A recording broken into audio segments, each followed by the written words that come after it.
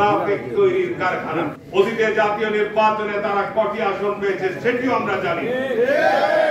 বাংলাদেশের প্রধানমন্ত্রী আমরা নির্বাচিত করব, কি কোনো সন্দেহ আছে?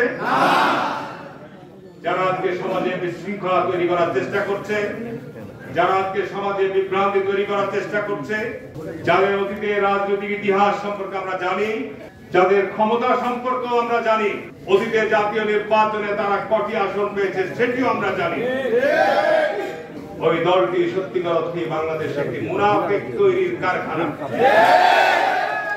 তাদের নেতারা সকালে এক কথা বলে, বিকাল আর এক কথা বলে, ঠিক না?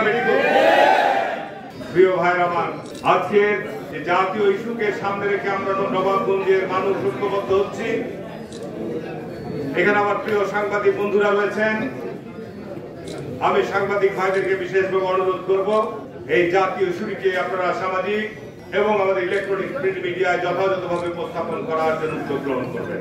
কারণ প্রচার এবং প্রসারই হচ্ছে একটি অন্যতম গুরুত্বপূর্ণ বিষয়।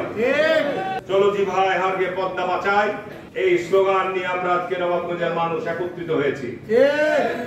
আমরা সবাই জানি পার্শ্ববর্তী দেশ ভারত বাংলাদেশের সকল, শুধু পদ্মা নয়, অভিন্ন আন্তর্জাতিক 54টি নদী রয়েছে।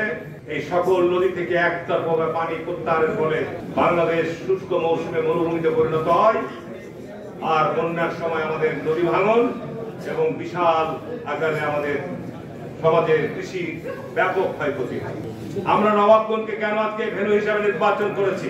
প্রশ্ন হতে পারে, ফারাক্কা মাত্র চাঁপাইনবাবগঞ্জ জেলার শিবগঞ্জ উপজেলা থেকে মাত্র 10 কিলোমিটার দূরে, মাইলে মাত্র 6 মাইল দূরে হচ্ছে ফারাক্কা ব্যারেজ অবস্থিত।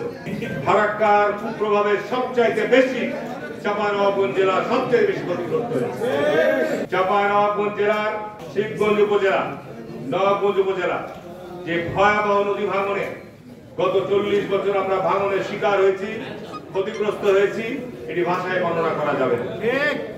এবং এই ভাঙন থেকে রোধকল্পে প্রথম বেগম খালেদা জিয়া 2001 সালে ওই আমাদের দুর্লভপুর থেকে আমাদের চরপাংডাঙ্গা পর্যন্ত 20 কিলোমিটার বাঁধ সহ 8টি স্পাট নির্মাণ করা হয়েছিল, যার ফলে এই অঞ্চলে আমরা ভাঙন রোধে আমরা কার্যকর পেয়েছি।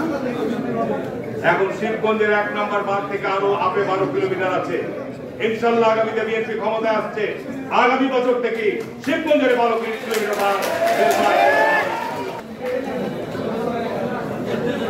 আজকে আমাদের চাঁপাইনবাবগঞ্জ জেলার এই জায়গা থেকে আমরা শুরু করতে চাই।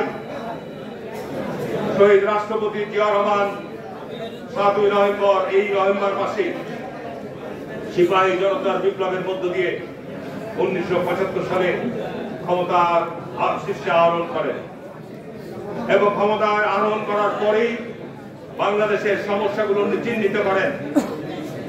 আমি শ্রদ্ধার সাথে স্মরণ করছি আমাদের প্রয়াত জাতীয় নেতা মরহুম আব্দুল হামিদ খান ভাসানীকে। তখন আমরা স্কুলে পড়ি। মরহুম আব্দুল হামিদ খান ভাসানী 1974 সালে একতরফাভাবে এই ফারাক্কা ব্যারেজ চালু করার সময় আমাদের যে প্রতিক্রিয়া তৈরি হয়েছিল, তারই প্রতিবাদে উনি সারা দেশব্যাপী যে আলোড়ন তৈরি করেছিলেন আন্তর্জাতিক অঙ্গনে, এটি ঐতিহাসিক দৃষ্টান্ত হয়ে রয়েছে। এবং সেই লং মার্চের সমাপ্তি করেছিলেন উনি শিবগঞ্জের কানসাট উপজেলায়।